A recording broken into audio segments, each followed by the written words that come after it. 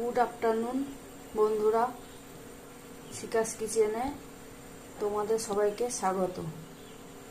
তোমরা সবাই কেমন আছো? আজ আমি রান্না করছি শিম ভাজা।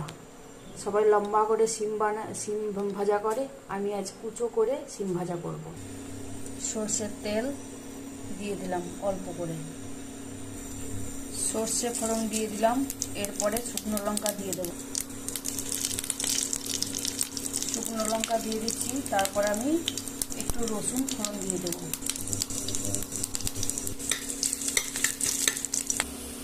এরপরে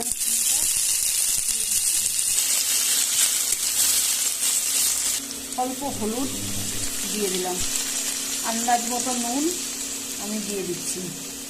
শিমটাকে ভাজতে